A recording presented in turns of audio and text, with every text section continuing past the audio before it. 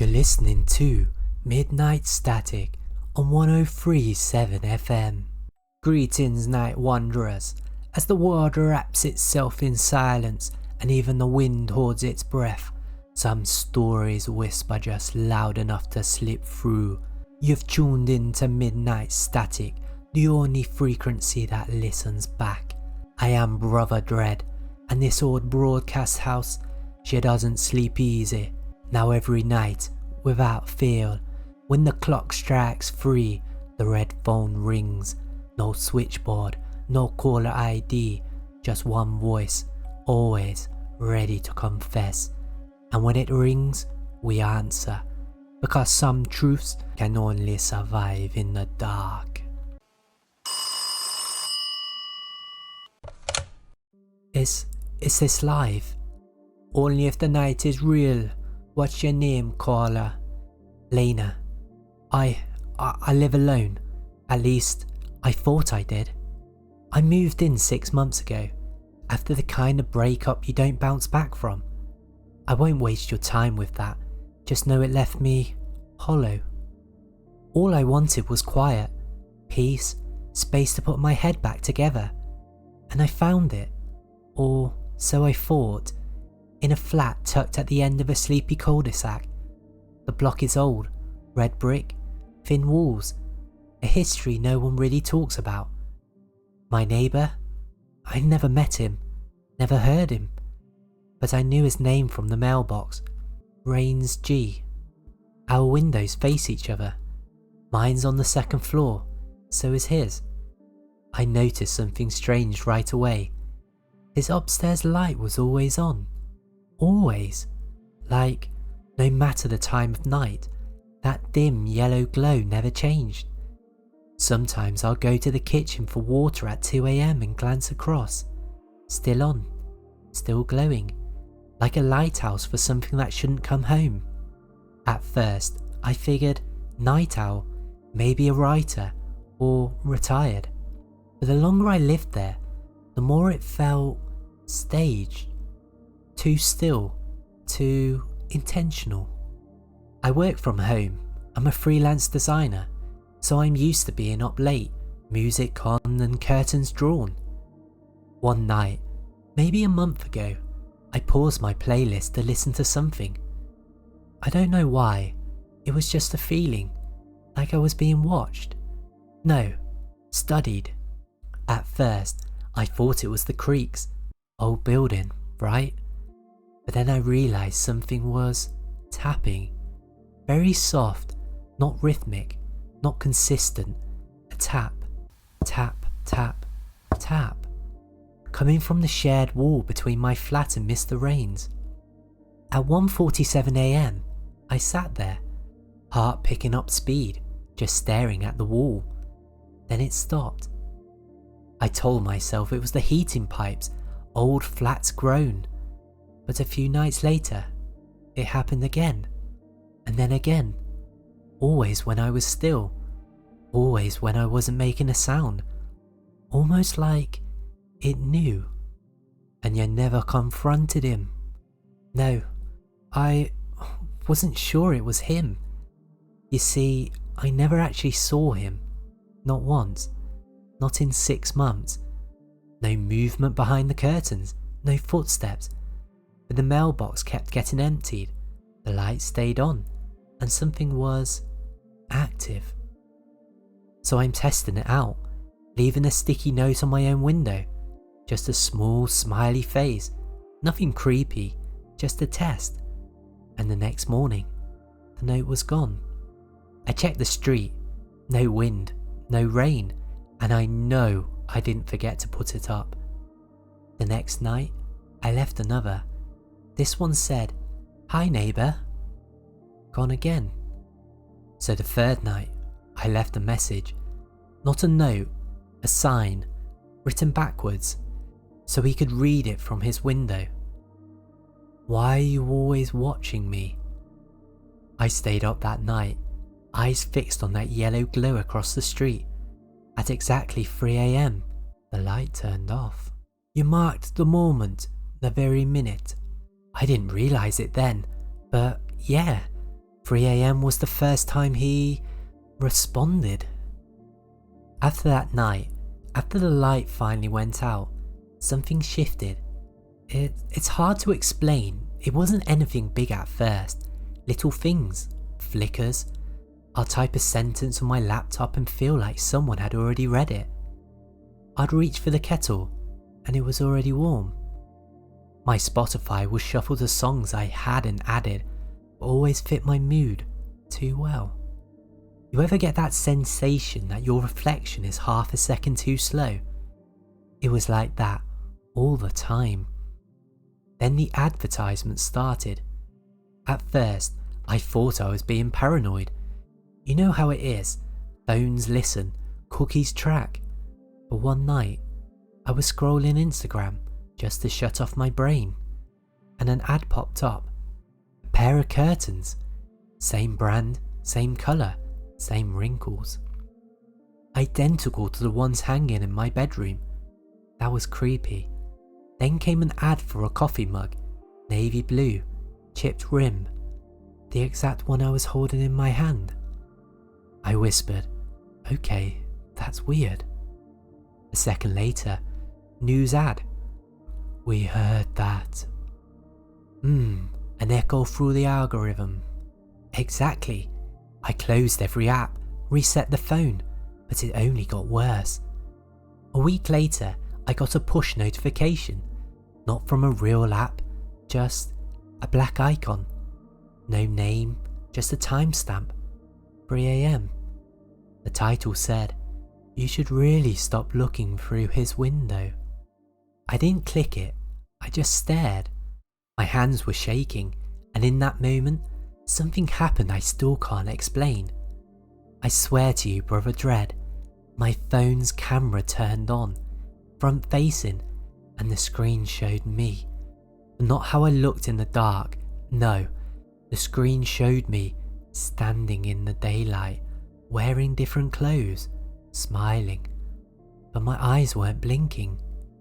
That night, I unplugged every smart device in my flat.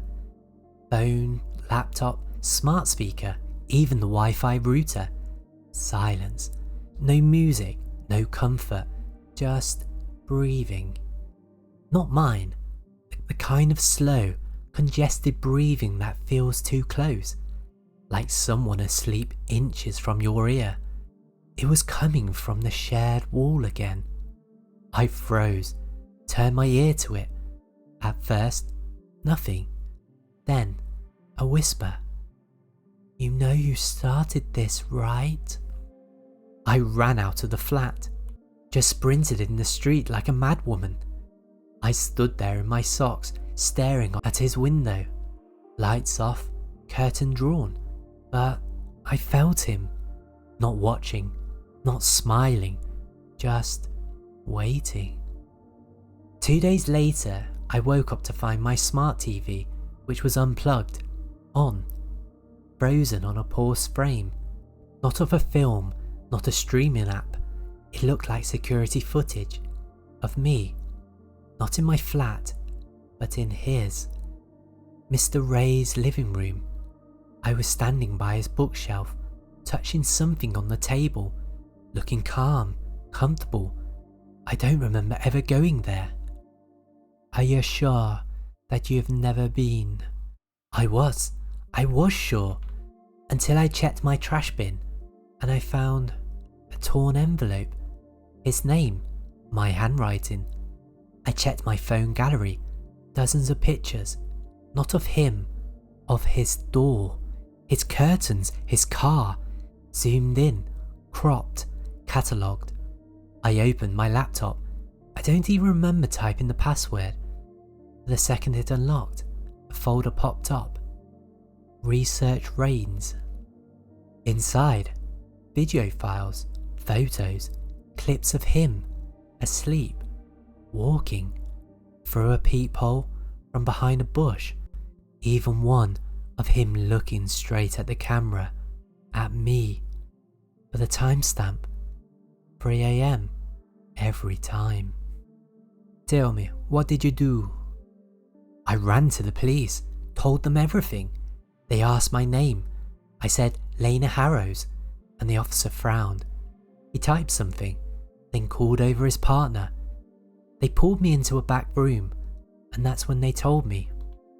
Mr. Rains filed a report against you months ago for stalking, obsession, harassment. I told them they were wrong, but the second I did, they handed me a copy of the report. My handwriting, my signature. Only one problem. I had no memory of signing it. They let me go. No arrest, no official charges. They said I needed help. So I did what any normal person would do when the world stops making sense. I opened my cloud backup. I hadn't touched my old therapist file since before the move. There was a folder, Sessions. Inside, audio notes, scans, and one document, highlighted. Subject Harrows, Lena. Displays sign of delusional misidentification. Fixation on neighbour. Believes she is being watched. Despite lack of evidence. Maybe fabricate an external threat to justify internal obsession. Risk of identity confusion. Patient unable to distinguish surveillance from projection. The date? 4 days before I moved in. I stared at the screen until it blurred. Then I laughed. Because it wasn't true. It couldn't be. I'm not the stalker. I'm not.